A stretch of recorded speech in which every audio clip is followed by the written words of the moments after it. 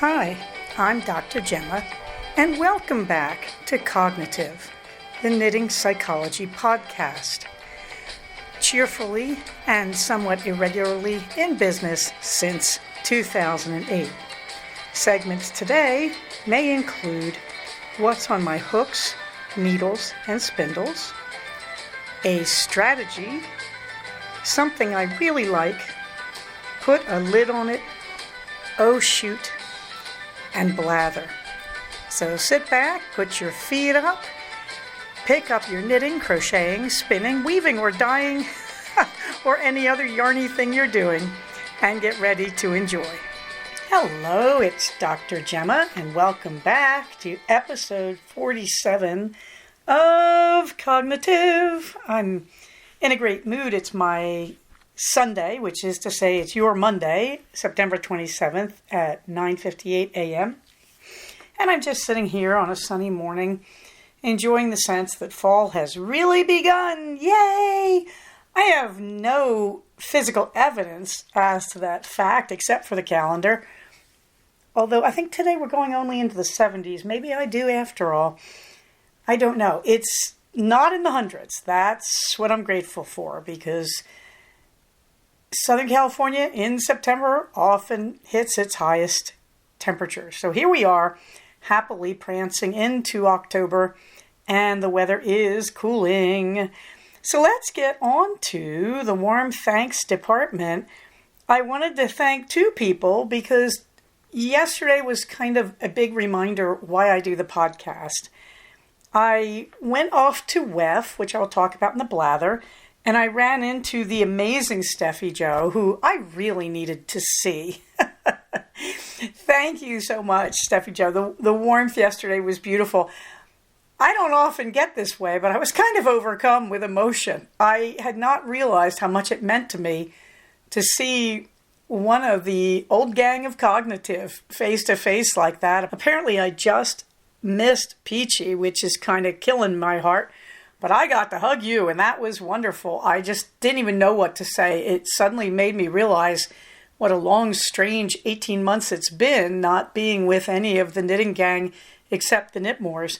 And of course, Steffi Jo and Peachy are part of the gang who made all the cognitive fiber retreats, or most of them, insanely special. They were all insanely special, but I'm not sure if they were at all of them, but they sure made it matter to me. So I can't tell you how wonderful that was, and I enjoyed talking to you. I hope what we talked about all works out, and it was such a pleasure to see you again. I can't put it into words.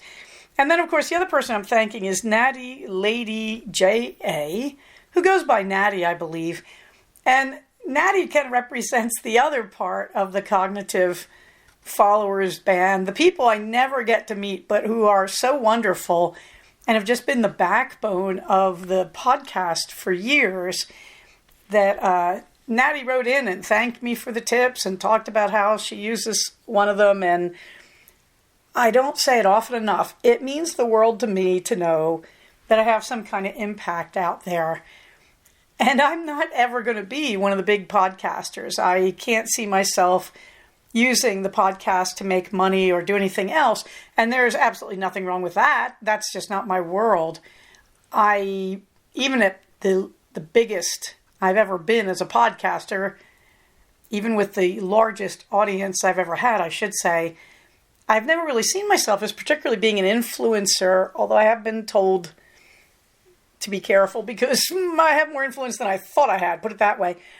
But, I'm not in that crowd. I mean, I had to make a decision about my life that I want to be a psychologist, not an influencer. That both of those things take a lot of work, and I'm not going to do them both. And so, I always sort of see myself shouting out into the wilderness. And it's the listeners who write back and who say things and who talk about what Cognitive does for them. That really matters a lot to me. And Natty Lady's been doing this quietly and faithfully for years in the background, and I'm so grateful. I really am. So thank you, warm thanks, Natty and Steffi Jo. You really reminded me this week why I do what I do. Meanwhile, speaking of people who remind me what I do, there's Betty HS, who I mentioned in the last episode because she made me aware that here in California we can get an electronic record that we have been vaccinated, and I am concerned that we will need such a thing more and more. It's a shame, isn't it? Last time or a few times back I mentioned I got this really cool vaccination card holder, blah, blah, blah. Turns out you don't need one in California, but that's okay. And so maybe you do. I don't know. Some people will understand how to use the electronic technology if I show them my e-card. But the point is, Betty keeps talking about this in her posts on social media, how she got her e-card. And I finally looked it up, and I put the URL for this in last week's episode and realized this week I didn't want to edit it out. So if you're vaccinated in California, there is the link. You can go there. They send you a link that's good for 30 days to a vaccination record, an e-card with a QR code that anybody else can scan. You can download it, or you can just take a picture of it. I just did a screenshot. Actually, I did both. Both work, that my camera can read it off my phone, my camera on my tablet. So there you are. I'm just going to continue to carry that URL because it's such a good thing. So what's on my hooks and needles, you ask? Well, I didn't mean this to happen, but I totally fell in love with my Halloween socks. And I realized that I should be doing this as a tradition. And that, of course, is the Franken socks. I've done this before, I think at least twice. First one unraveled cruelly because I tried to spit splice the ends, and that just did not work for me. So the rest of you who get away with that, well done. So I just changed colors the way you normally would. And here's the trick. I've talked about this probably for the last 2 episodes at least. I keep giving you my recipe, and I've constantly given you my recipe for vanilla socks. Top down. This is not going to stop me from doing it one more time. Okay, I'll try to abbreviate. You can do this any way you want, and it helps to know your own gauge when you knit socks. The way I like to do it, since I always knit a 2-inch cuff in 1x1 ribbing, I just keep that one color. So I always have 2 inches at the top that are the same color. And then I do 1-inch stripes. Each stripe a different color. Since I do a 7-inch leg, that's going to be 6 colors, right? 1 2-inch stripe, then the other 5 stripes in different colors. I don't repeat colors. You could. You could do this any way you want. You could just use 2 colors and alternate all the way down, whatever you like. But I like the look of the even stripes. And I do my stripes as 10 rows. That's a little generous. I could probably do them 9 rows per inch. But I like 10 rows. It's easy to remember. So you can see a picture of the first 4 stripes, beginning of the 5th there. I'm now on the foot. And the foot, I save the yarn usually that I like the least, to be brutally honest. And the other way is the yarn I have the most of. I made middies out of one yarn. Can't think what yarn it is. It's not an indie dyer. It's one of the big companies. But anyway, I made middies out of one of their yarns. I was looking at one day a few years ago, I think like 2 years ago, and just said, I don't know if I really want to make socks out of that. It might be easier just to make mitts. And I needed mitts, and I tend to make mitts with one notable exception. Out of the yarns I like the least, the sort of regret purchases, I look at it and go, I don't think so. Because I really beat the stuffing out of my mitts. I go through mitts. Fingerless mitts I'm talking about, and I love fingerless mitts. They're fast. Lion brand yarn has a really great crochet pattern in single crochet. I can whip out a pair of those babies in a weekend. Anyway, so I have a lot of that left over from my last mitts, and that's making the feet. You won't see this part of the sock. So I don't care. First of all, I don't care about matching anyway. These are Franken socks. Secondly, I go by the late designer, Laura Ashley. I go by her theory that after 5 colors, there's no clashing anymore, that everything goes together. And I love that concept. Certainly has worked for me. So I started these socks, and I thought first 2 colors, I went, oh no. And I just kept going, and they look great. They look really great. I just love it. Thank you, Ms. Ashley. You were so right. So the feet are usually a color that I have a huge amount of, that I don't want to be seen as much as the other colors, or I don't quite like as much, whatever. And I try to make the feet match for a very simple reason. When I'm getting these things out of the laundry, I want to make sure I realize that they're a pair, that when you do the Franken socks, you can make them so weird looking you don't even realize you've got two of them in the same load of laundry. So I try to make the feet match really ostentatiously so I can see them. The most recent pair before this one, I used two colorways that I'd had lying around literally for years. And one was purple, one was green. The greens, my son had given me the green when he was 3 years old. He's 15. That should sort of tell you how old these are. And they were, I can't even remember who they were. Anyway, so I had one in purple, one in green. I think actually he gave me both colors. And so one foot is purple, one foot is green, and the legs match. So the Franken socks are a way to celebrate your leftovers and use them up. Those of you who are in the background screaming, Gemma, wait, Gemma, listen to me. You could use that leftover sock yarn in so many other ways. You could do an X, a Y, a Z. Yes, you're right. There was a vogue for little squares made out of it that you knitted into these double decreased squares and you did these big random blankets. I'm not going to do that. Those are beautiful. Those are really beautiful. Who did one of those? Data Knitter, I believe. Was it Data Knitter or Knit Admin? Did this insanely beautiful one, and she got contributions from everybody. And you can contribute your leftover sock bits to someone making one of those. You betcha, not me. I love my Franken socks. They're just so cool. Having blurbed on about all of that, you can see a picture of my Franken sock in progress there. I'm further along since that picture. I'm now on the foot, as I said, in the perhaps less picturesque yarn that's going to be the feet. The Wild Lettuce shawl, just sitting here, looking sadly at me. Twin Faces vest, ditto. It's in a bag at my toes. I really am at a place in my life where I need to finish things. Why am I not finishing things? Well, one reason is the temperature blanket's going to take the rest of the year to finish. And then next year I'll be working on the edges of it to use up the yarn, because the temperature blanket, as I've mentioned often, is only, at this point, a top. And I want to put sides on it. And those will just be more random striping. So when you have this year-long project, is what I'm saying, year-long plus, yeah, you do tend to not have a lot of FOs. The temperature blanket is gorgeous, and it's retreating back into the less orange and yellow colors, which makes me happy. I think we're in the 70s, so I think that's just plain canary, intense canary yellow. It is not caught up. It's about 8 days behind because of the other project that stops me from finishing anything. And that is, of course, my hand-spun sweater in the brick pattern.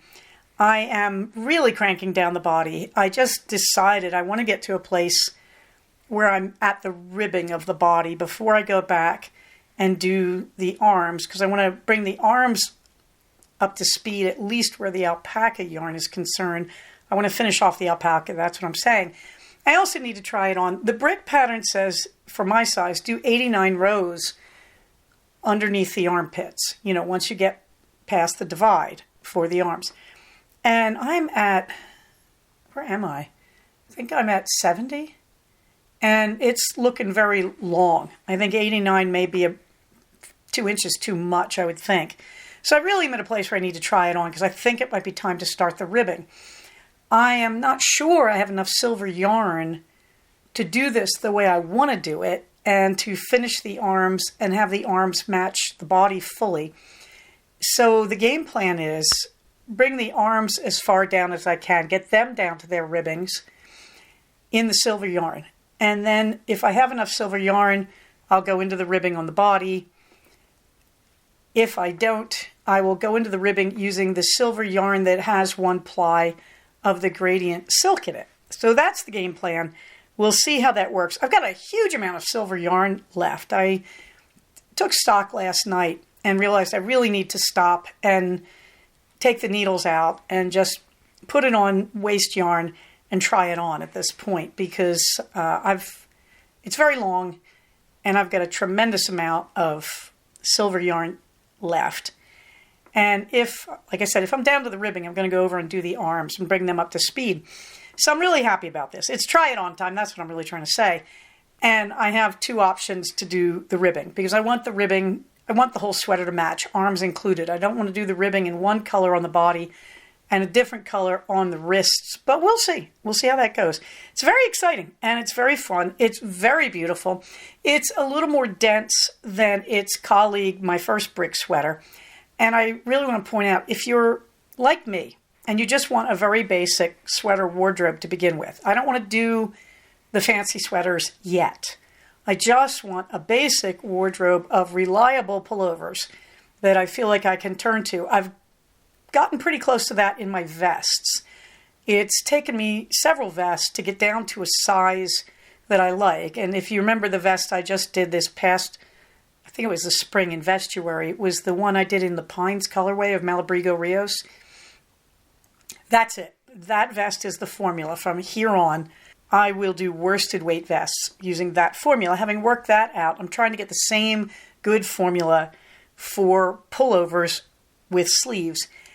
And the next trick, I think, my next brick, I'm going to try a tapered body, which so far I haven't been doing, but I'd like to have a more tapered body than I've got. Okay, so these are all my sweater plans that you're listening to. Thank you for your patience. But can I tell you, I've got probably enough yarn to do another brick in more hand spun. I'm sure I have enough hand spun. It's just how many stripes do I want to do? Do I want to do a Franken sweater? Or right now I have not been doing any Dizzy Blondes, no spinning. But the project I'm working on or not working on right now, as the case may be, I can tell right now I'm going to have enough yarn from this to do yet another hand spun sweater if I want to. Can I tell you how hard it was? Now that I have learned to do a hand spun sweater, I went to WEF yesterday, which I'll describe, and there were people there who had huge amounts of beautiful merino, all ready to go, that I could have spun for even another sweater. That once you know how to do this trick, it's really kind of addictive. And I had to really stop myself from buying a sweater's worth of fiber and starting yet another one. That there were some just beautiful snow white merinos there.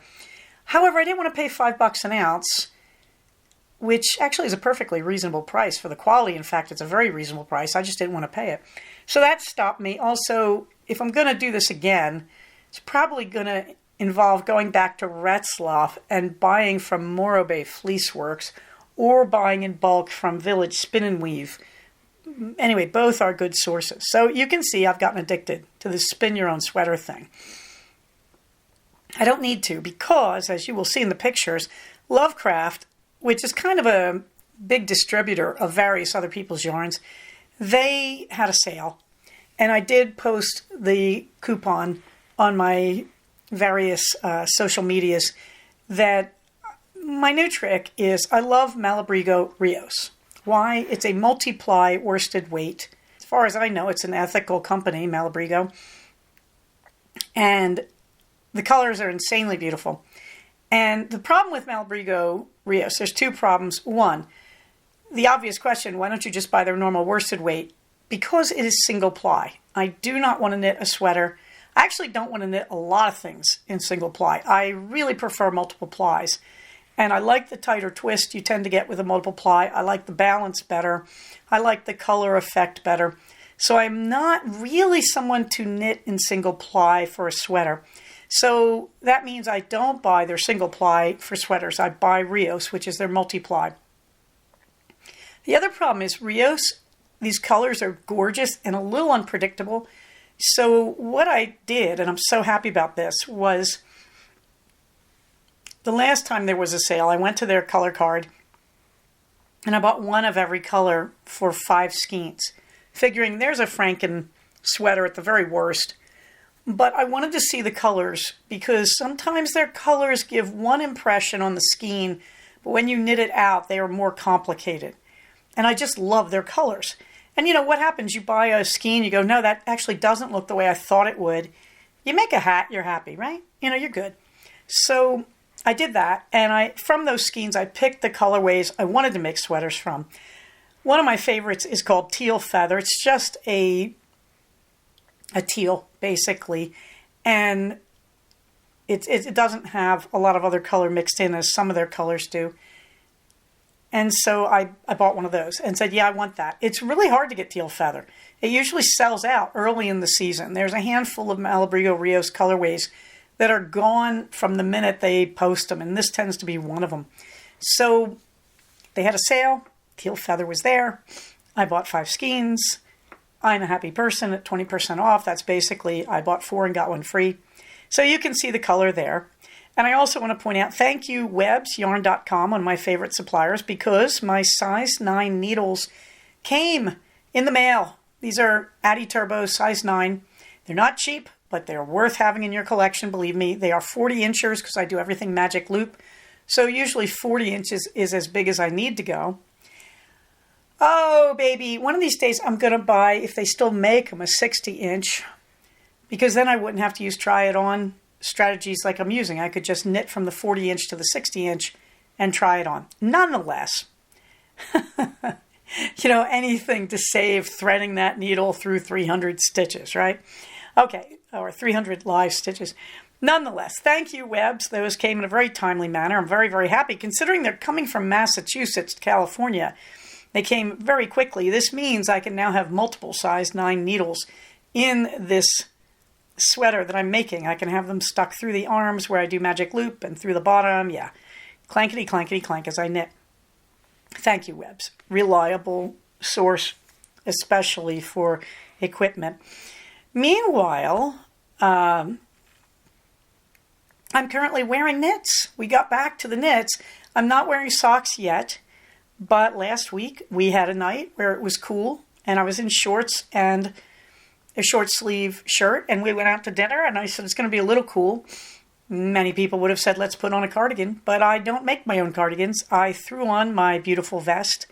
This vest, you'll see the picture. Eleanor is helping me beautify it. I'm standing there as I was in those shorts and the short sleeve shirt, and I'm wearing it. This is the colorway Pines from Malabrigo Rios. And of course, I'm trying to model it, but Eleanor knows every picture looks better with a glorious golden collie in it.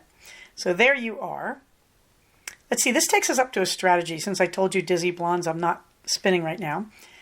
I'm sitting here looking at my spinning wheel, my electric eel wheel, which is loaded and needs me to finish this bobbin and start plying. But am I doing it? Not at all, because I got so distracted by the Franken socks and the hand-spun sweater. Let's get to a strategy. The strategy is what's called O2E. The letter O, the number 2, the letter E. That's opposite to emotion.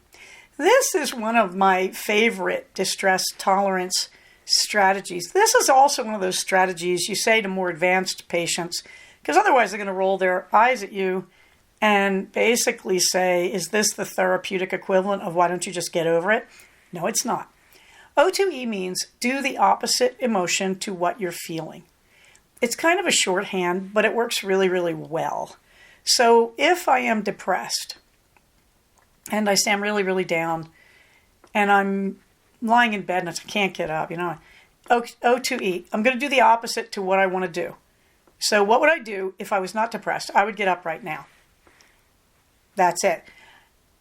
O2E is not a guilt thing. It's not, I'm depressed, I can't get out of bed. What should I do? You should act normal. You should have your normal day. That is not what I'm saying. But people will often hear it that way. What I'm saying is the first step is do the thing you would do right now, the one thing you would do if you were not depressed. So I'm in bed, I'm like, oh, I need to get up, I need to clean the house, blah, blah, blah. No. First thing you need to do is get up. Do that. That's all. If you do that, actually, there's usually most people know this, there's a kind of momentum you get going. There was a famous graduation speech given by an admiral in the Navy, and he later wrote a book because it was such a viral hit on the internet. And the title of the speech is Make Your Bed. And make your bed is the O2E logic, where he says, every morning get up and make your bed. Why? Because you've already done something positive the minute you get up. You're already rolling. You're already on the right path. That's an O2E logic. The other thing this appeals to, remember when we talked about the acronym IMPROVE for distress tolerance, the O of improve is one thing at a time. Or if you're Frozen 2, the Disney movie, it's do the next right thing. Just do one thing, okay? And that's O2E, except O2E takes it one step further. Do the thing you would do if you weren't experiencing this painful emotion. So O2E for depression, I'm sitting in my kitchen and the kitchen is a mess. What would I do if I was not depressed? I would clean the kitchen. That's too big for me. Okay, look, I'm sitting here with my dirty coffee cup. I would take my coffee cup to the sink and I would wash it. And then maybe once you get that done, you look at your dirty kitchen and you go, I'll just wash 5 things. I've done this, by the way. My thing used to be putting dishes away. I hate putting dishes away. So my deal was if I went to our drain board, we don't use our dishwasher. If I went to our drain board and I needed a spoon, then the rule was you have to put everything that goes where the spoon goes away. So I would go get a spoon to put sugar in my coffee, and all the spoons would get put, and all the silverware would get put into the silverware drawer. What often would happen is once I'd do that, I'd look at the drain board and go, well, that actually was a lot of stuff. Why don't I try one more category? So I'd put away everything that goes in the cup cupboard. And so suddenly I was rolling and getting things done. Okay. So you do the next right thing. You do the thing that is the opposite to your current emotion. If I didn't feel this way, what is the one thing I would do right now? It doesn't have to be overwhelming or huge. It just needs to be one thing. O2E for anxiety is do the first step of the thing that's making you anxious. Boy, this could be my theme song in life, that I so often get jobs done by doing it this way. I was writing the article a couple weeks ago for the Sunnybank people, and I just knew what I wanted to write, but I couldn't figure out how to get it going. And the editor wrote to me and said, well, give me the title. That was the editor doing O2E for me, saying, if you haven't started this yet, okay, that's cool. You don't have to start it, but do you have a title for it? And of course, once I had the title, that did kick me into writing mode. So I said, well, I'll sit down for 15 minutes.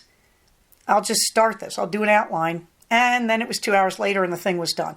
That once you get yourself rolling, often that's enough to overcome your painful emotion. So this, you can hear, this is like a piece of a jigsaw that fits together, that involves do the next right thing, do the one thing, from the IMPROVE acronym, just focus on doing the one thing. Do the thing you would do right now if you weren't having this painful emotion. When you're having painful thoughts and you're getting depressed by your thoughts again, if you weren't having these thoughts, what would you think about? So you just distract yourself. You just say, what is something I could think about that would not be painful like this? You do not say no to yourself. That's kind of hidden in this. One of the problems in psychotherapy is the sense of deprivation.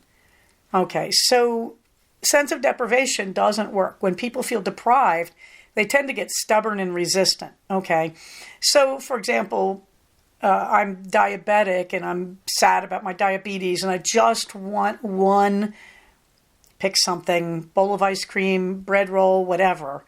Okay, all right, if I were not being unhealthy, because I know that's unhealthy for me, what would I do to be healthy? If I do that first, I can come back and consider my unhealthy action. So I'm in a restaurant, our classic, we go to our local Mexican restaurant, and they put chips on the table for my son, which we are okay with, that he eats the chips and salsa. So I'm looking at the chips and I'm really hungry. So I think just one chip. That's one way that I can say I'll have one chip, and that'll stop me from feeling chip deprived, because usually once I eat one, I wish I had about 30 more. So that's not going to work really well. My fantasy is I'll eat one and I'll feel better. No, I'm going to eat one and crave more. So my husband's figured this out about me. So when we go in, he orders a side of guacamole. And he sticks it in front of me with a spoon and goes, eat that. Because he realizes I'm really hungry and I'm going to make an unhealthy decision. So what would I do if I were eating healthy, but I wanted an appetizer with my son? I would order the guac. My husband's kind of figured this out, that he orders it, no guilt, for me.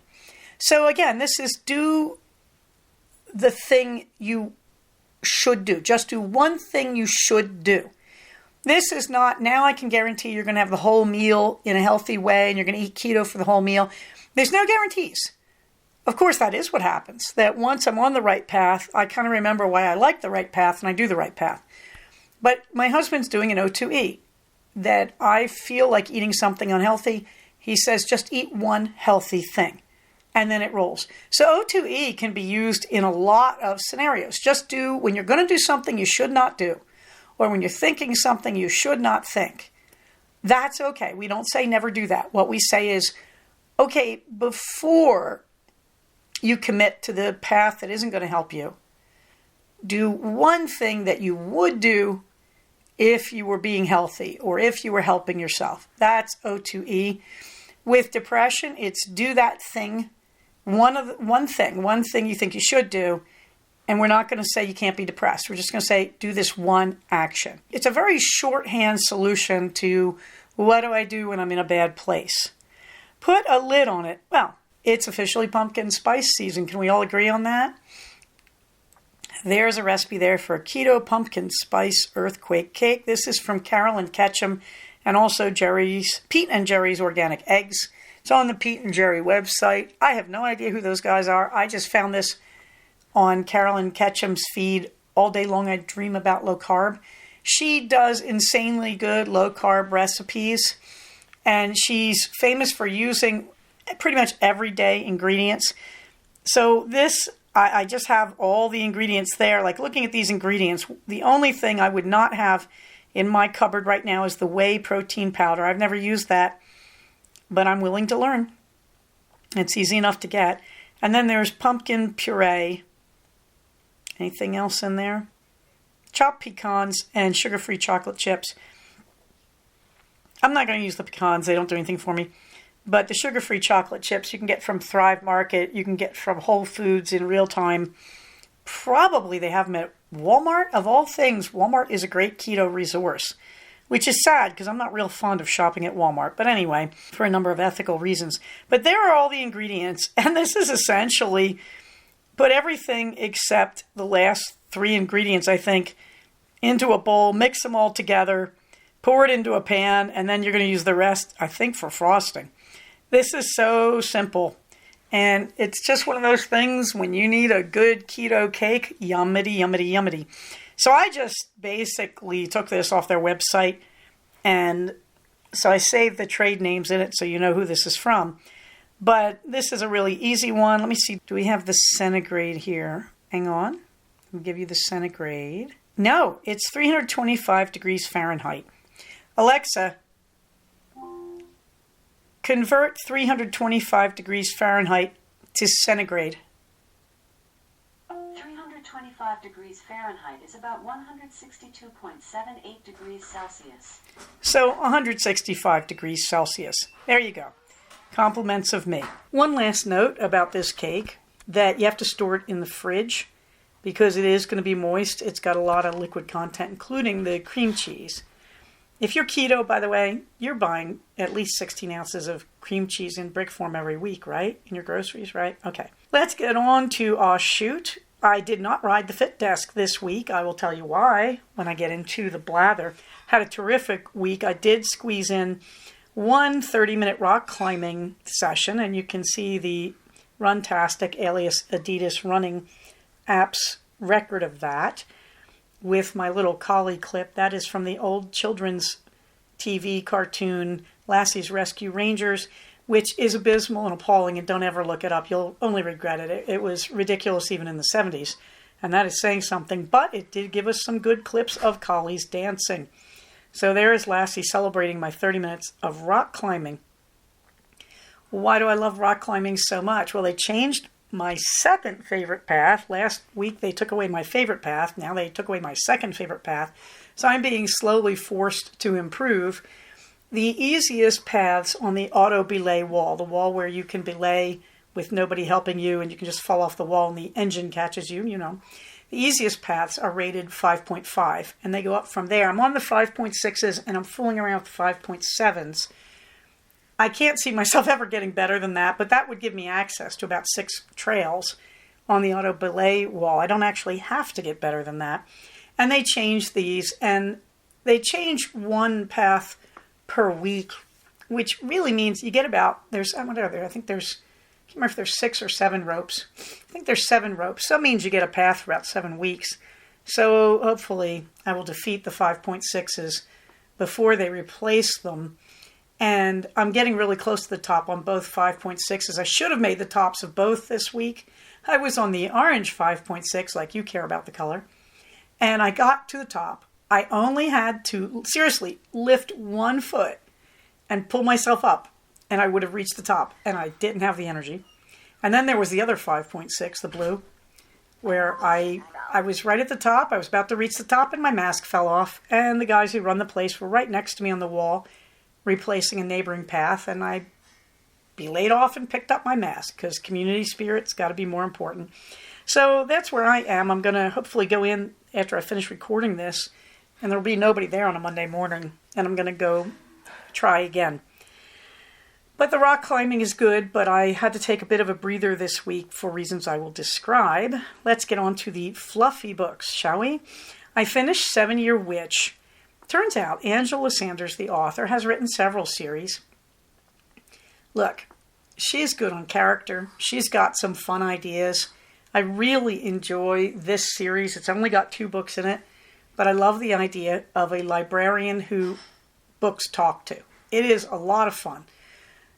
This is not any kind of witchcraft that I've ever heard of in real life. Okay, this isn't I'm a Wiccan and I'm talking about what it's like to be Wiccan. This is totally fictional witchcraft. It's a lot of fun. It really is. I'm not all that thrilled about the way she does her plot resolutions, where you don't know anything and then suddenly you know everything. But you know what? These are fun books, and I'm looking forward to entry number 3. I'm only here for fluff and cozy mysteries. This, of course, led me to listen to 2 different books. One is The Royal Secret by Anthony Taylor. This is a series about the 2 protagonists, and I'm just forgetting the male protagonist's name, Kat Hixby and James Marwood. There we go. And this is very interesting. One of the ideas is that Kat Hixby is a survivor of abuse, and he doesn't know how to write that. But he's trying darn hard. He's really trying to be sympathetic to her, and he does a pretty good job. So every now and then I kind of cringe a little bit by the way he portrays her as a survivor of domestic violence in the late 17th century in the Restoration. But on the whole, these are pretty good. They're a little grim. Marwood's world is a little grim, and well, so is Kate's for that matter. But I like this series. Originally it was a trilogy, and you can tell because this is book 4. And the beginning kind of pushes the characters back from where they were at the end of the trilogy, which I don't like as much. I don't think is really true to the characters. Nonetheless, it's an interesting story, very complicated and a lot of fun. And he does good late 17th century atmosphere. So this is The Royal Secret. I'm also listening to and reading Comedy of Terrors. This is the latest in the Flavia Albia series set in the Rome of the Emperor Domitian. I really, really like these books. These are by Lindsay Davis. And of course, there's 2 series. The earlier series is with the protagonist Marcus Didius Falco. These are kind of gumshoe film noir kind of mysteries, but they're set back in the Roman Empire. And Flavia Albia is the adopted daughter of Marcus Didius Falco. Falco is just funny, and they're great, but they get more serious as they go, and Davis becomes a better and better writer. And so the Falco series is always good, but it only gets better. Flavia Albia, by using a female protagonist who's also a Briton by birth and has a history also of violence and abuse, Lindsay Davis is taking on more thematically and trying to explore more important themes, I think, than she does in most of the Falco books. The other interesting thing is the question of, okay, here we are in the age of trying to do repairs to the racial injustices in our cultures. She's British, she's not American, but both cultures in their best moments are trying to do this. And the question becomes, when you're going to read this kind of series, are you saying, I'm just going to go into this very white past and see all these white characters doing white people things? I mean, that's one of the risks with the cozies is, are these socially realistic? Or is it a retreat into a world that really never did exist? And I don't have an answer to this, except Lindsay Davis is trying to find the answer. And I really appreciate that she's trying to preserve what she thinks would be a natural perspective of these characters living in the Roman Empire. And at the same time, she's trying to not whitewash the world. She's trying to show that there are many different social strata, there are different racial presences, different ethnic presences. So she's trying to be true to what would these characters who are, well, one is British, Falco is Roman, what would their worldviews be? Keeping in mind that whatever you think a Roman is, ethnically and racially, by the way, obviously Flavia Albia is white, but Marcus Didius Falco is Roman, so the guy is probably olive-skinned. And again, it's very interesting because she's trying to bring that out. Like, this isn't simply, oh, we're all white together, we're all white characters. She's trying to talk about that. One of the interesting things that comes out is that the Romans, of course, have this large empire, and they don't look at race as we do. They don't have a history of, for example, enslaving Africans. They just see Africans as other people in the empire. So it's interesting to watch the plots go by. That one of the things I really like is Davis will say, here's this character and he's Spanish. Or here's this character and he's African. And in the Roman logic, he's just from a more provincial part of the empire. And they might talk about skin color, but actually Rome in this time probably has a fairly racially integrated society that a lot of people are coming to the capital. And because you don't have a history of enslavement the way America does in the 21st century, they're not looking at people in the same racial way. And Davis is trying to explore that. He's trying to talk about how would you look at, if you're from Britain and you're an ex-slave, frankly, how would you look at Africans if you're living in Rome and you're now participating in the upper middle class? So it's really nice that she's trying to think her way through all this instead of just doing a whitewash the way Rhys Davis did at the end of the Constable Evans series. It's really, really nice to see somebody thinking their way through this problem.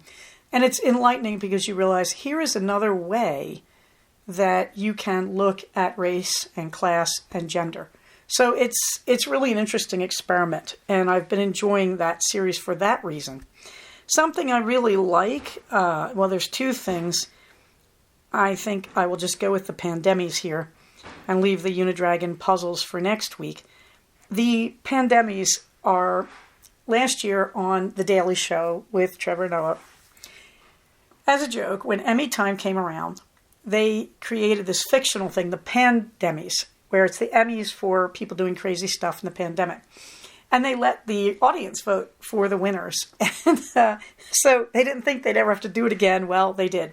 So this year's Pandemie Awards are up. You can go watch them. You can go vote. And they're a website. And I have the link to the website. You just go watch them and you vote. The Pandemies, one category is non-famous people saying stupid things about the pandemic. People resisting wearing masks is one. One is stupid COVID cures. The stupid COVID cures, I was literally in tears. I was laughing so hard.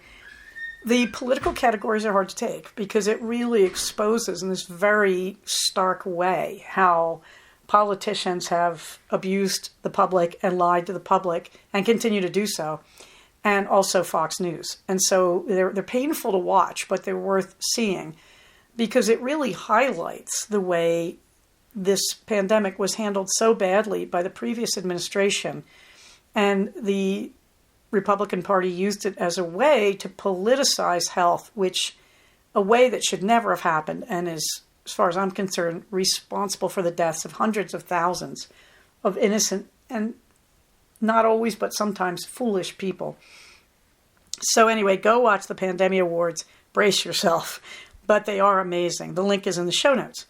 On to the blather. Well, my favorite conference is the Evolution of Psychotherapy, which they used to hold every 4 years, but now everybody is aging. Last year, they decided to move it up because they wanted one presenter basically not to die of old age. He is still alive. He's 99 years old. One of my mentors. But anyway, they used to have it in Anaheim at the convention center right next to Disneyland. So you went, you blew $2,000 for a 5-day trip. You stayed at the hotels. You ate out with all your friends. You went to Disneyland at least once. It was really magnificent. Well, last year, of course, when they had it had to become virtual. Turns out most of the presenters really loved the idea. But no, they said, we have to get together. So we'll do it again in 2021, and we'll do it in real time. Number one, they did not get the usual stellar lineup of presenters because everybody presented in 2020 virtually. And a lot of the presenters openly said, this is a much better idea because I'm elderly. I can stay home up in the Bay Area in Northern California. I'm an ex-Stanford professor. I've got a fabulous home up here. I can stay right here and just broadcast my presentation from my library. And anyway, so Die Hard, the old guard said, no, we will do it real time, live in Anaheim. Like a fool, I signed up for it. I thought this is not going to be as good, but it's an easy way to get CEUs, and maybe a lot of my friends will go in 2021. We'll all get together in Anaheim. Well, you can see this coming, can't you? Yes, they made it virtual this week. Oh, I'm so happy. I'm so happy because they were afraid we would all demand our money back. So normally there's a pre-conference day where they do law and ethics and other requirements for our licenses that are more strict. Like we have to have a supervision class if we're going to supervise. We have to do a certain amount of law and ethics. No, we don't, but we do because you don't ever want to get picked up. And if anybody sues you for malpractice, you always want to show you've kept your law and ethics up to date. You know what you're doing, and so on. Okay, so they always had this pre-conference day where they helped us meet some of our requirements. And it cost a lot, like $250. Well, they got nervous, so they've opened that up for free. So now what was going to be a 2-day conference so I could save money in Anaheim is now a 5-day conference with all this stuff opened up. And I'm required to take a certain number of classes in real time, and I will. We can do that online, as long as it's a live presentation online. So what's going to happen is I do not need to lose money by canceling patients that week. I can see patients, and in between, I can do the real-time classes to meet my requirement for that. And then when I have met that requirement, all the rest I can do online for like the next, I think, 8 weeks and make up all my requirements. I'm so happy about this. It's going to meet all my licensure stuff for this cycle. So that's going to be an intense week in December, but I'm really looking forward to it. You know where I'm going with this, right? That now I'm wondering about Stitches West. But so far, so good. I don't have any inside track on that. So I don't know if there's any consideration of should it be canceled. Other fiber fests went forward, as I will talk about in a second. So I don't know. I really am going to be impressed if they decide to hold Stitches West live. I hope it works. I hope people feel confident going. I hope I get to go. That's a little harder than going to Anaheim for psych. It's going up to Sacramento. That's a major trip for me. That's 6 hours of driving, or like 4 hours once you consider going to the airport, getting on a plane, getting there, getting a rental car, whatever. But I'm in two minds. I'd like to go. I'm in two minds because I am nervous about COVID, let's be honest, because, the emerging variants, which, of course, we didn't have to have if everybody would just get vaccinated. Just saying. Okay, so no Anaheim this year, but that really, really works for me because it's going to make getting my continuing ed unit so much easier. And as for Stitches West, I still have my fingers crossed. We did have the LA Spinning and Weaving Guild's WEF this weekend. It was only on Sundays, as it is typically. This is WEFF, which is Weaving and Fiber Festival. Yeah, why it's not WAF? Well, come on. Warp and weft, right? Use your imagination. Okay, so I went down to WEF. It was a cloudy day down in Torrance. The guild did its part with enthusiasm and really hard work, and it was well done. The classes, everything. Vendors were somewhat reduced, and I was a little sad I did not get to meet some of my favorite local vendors like Laser Sheep and Oink. Just saying. So the vendors were a little reduced. The Yarniver truck was there. They were really very packed. I never did get onto the truck because they were limiting it quite wisely to 2 people at a time on the truck, because we don't really want to kill Mary D, the one who runs it, and has to stay on the truck all day and, wait on people. So anyway, I really didn't get a chance because I was down there and the traffic was horrendous. It took me an hour to get there because I live on the other side of LA. And it was bad. Of course, it's a Sunday, so everybody's going home. So it was going to be bad traffic all day. I've never had it like this. It's about a 55-minute drive from my place. It took me 2 hours to get there. So I promptly went down to the Del Amo Mall. I think it's the Del Amo Fashion Center. And I went to Lemonade, one of my favorite restaurants. It's an LA-based chain that does this really healthy food. And so you can see my lunch at Lemonade there in the picture on the left. And you can see it's a broccoli salad and a Brussels sprout salad on a bed of cauliflower rice, that is riced cauliflower. And there is seared ahi as well with an incredibly good hot oil sauce. Totally keto, totally wonderful. And then there is, in the top right, their sugar-free lemonade, which is sweetened with something else, I assume Splenda. And the really great thing about that is not only was this a fabulous lunch, and it's one of the lures that got me to go down all that way, but also, where else can you get lunch and a hobby? Because then I spent the next 2 hours trying to detach my tongue from the roof of my mouth because the lemonade was so beautifully, wonderfully sour. So, it's kind of like I went down to WEF, I got to hug Steffi Joe, I got to meander around, and then I got lunch, and then I got a kind of game to play in the car as I drove north in the intensely heavy traffic. Meanwhile, I did a little work on the Ravelry pages for Cognitive. I updated the strategies list through the current episode 30 in the new series. What am I talking about? If you go to our Ravelry group, in the group we have pages, and you can go to the pages that show just a list of the strategies. So if you ever want to see the strategies that I've been saying, go to the Pages tab in the group, and you can see the list. Now, the old series, I don't think I've finished that list yet. I think I'm pretty close to finished on that, but I realized I was forgetting what strategies I've told you in this series. So I went in and reviewed up to episode 30. So I still need to update a few more on there. I also have the list for the current series, and I think the most recent old series. I have them also as stickies on the discussion board. Okay, the old series, I have not deleted stuff too much from the discussion board. When I first started, I did. I went in and reduced the number of pages and the amount of space I was taking on Ravelry because I thought that was fair to the Ravelry people, to our hosts. But anyway, I try to keep the notes sticky to that discussion board.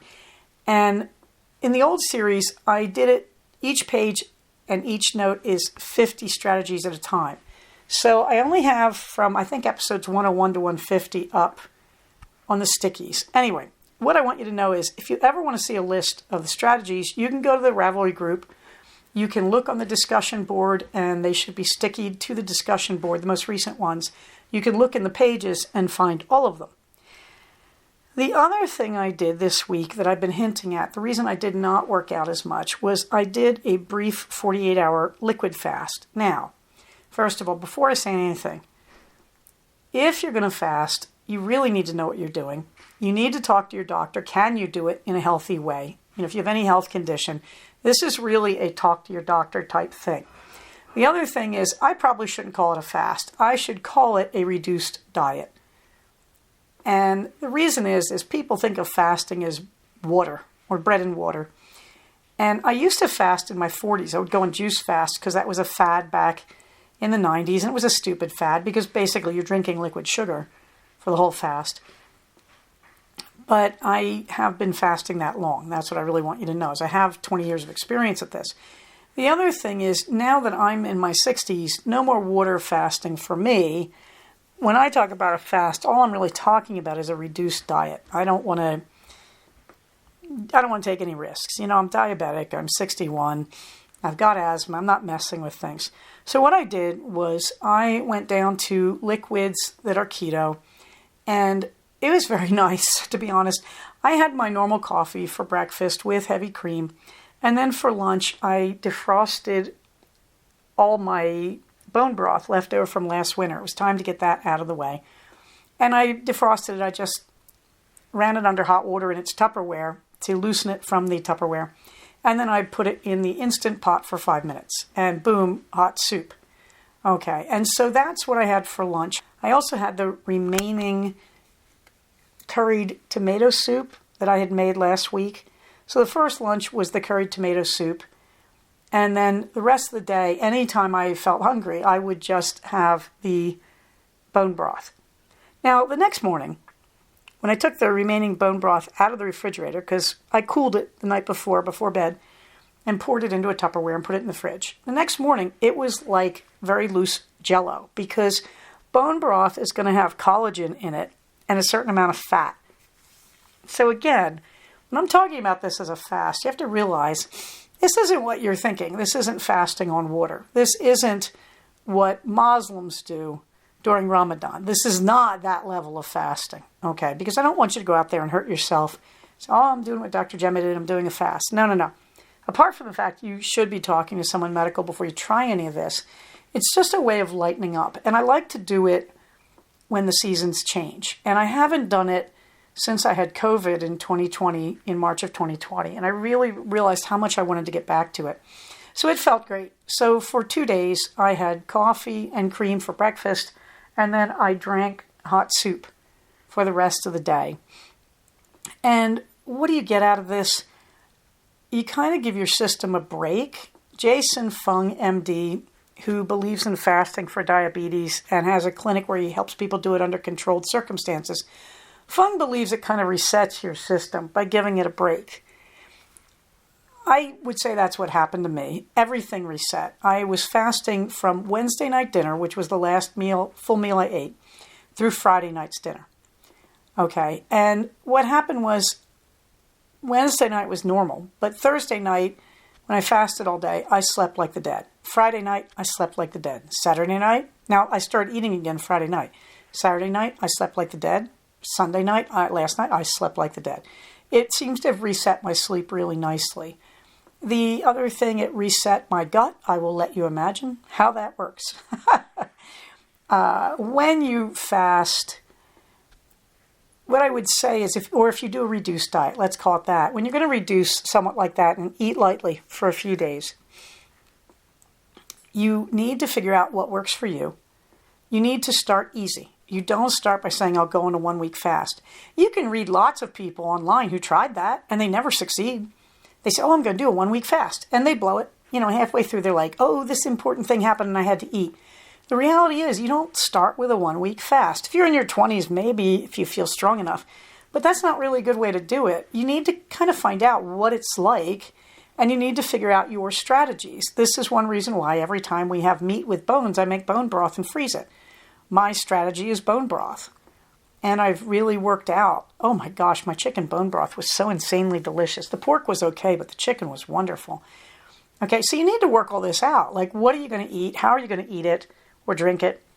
And what things are okay for you? Like when I did my water fast in 2020, in I think it was July of 2020, I really ate nothing but water and herbal tea with no sweetener.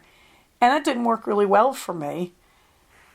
But you have to be prepared for that. You have to think about how you're going to do this. You don't just stagger into it blindly. The other thing is I sort of lowered my food intake for a few days before I did the reduced liquid diet because I wanted to kind of ease into it. The third thing, if you're eating carbohydrates, this is really hard. I know, I've done it. It's really hard to go into a fast like this when you're a carb eater. When you're a keto eater, it's not very hard at all because you're not really changing much. I eat healthy fats as my main source of energy. It's what I did during my 2 days of reduced food. Well, non-solid food, shall we call it? That I'm just eating like I normally would. I'm just eating fat, dairy cream, a coconut milk-based soup, and then bone broth. So again, you want to think about this if you're going to try it. You want to practice it. You want to start small, and you certainly want to make sure your doctor is on board. You want to do your research before you do it. Having said that, I broke my fast joyfully Friday night. My husband made this wonderful chicken and cauliflower and tomato curry, and you can see I made a chaffle. I made a bunch of chaffles out of just basic egg and cheese and poured the curry on top of it, and then, full fat yogurt, and some salsa. I have felt terrific ever since. I can't recommend this enough. And so Minerva gets the last word. I kind of co-opted Minerva's space. It is a beautiful anime cartoon that I can't find an attribution for. I apologize. It's 2 cats. It looks like they're having a green tea ceremony together. 2 black cats just sitting, facing each other. I want to see if I can find the attribution, but it's just gorgeous. And so there is Minerva in anime form with her buddy, or her mirror reflection, and she is modeling having a healthy green tea ceremony there. So there you go. In the meantime, go enjoy the pandemies. Go mess around with your Franken socks, which I think are going to become a Halloween tradition with me because it's such a great way to use up leftover yarn. Please remember, wear your mask, wash your hands, socially distance, get vaccinated. Because really, if you can, get your booster shot if you can. Because the whole goal here, everybody, stay safe, take care of each other, and I'll talk to you soon. Bye-bye. So we have come to the end of another episode of Cognitive. Please do not use this podcast to diagnose yourself. If you think you are having a mental health problem, please contact a licensed mental health professional. Show notes for these episodes can be found at cognitivepodcast, all one word, .blogspot.com. Episodes can be found at iTunes under the name Cognitive Podcast, but also can be found posted next to the show notes on the Blogspot page. Thank you so much for listening. Everybody, stay safe, take care of each other, and I'll talk to you soon. Bye-bye.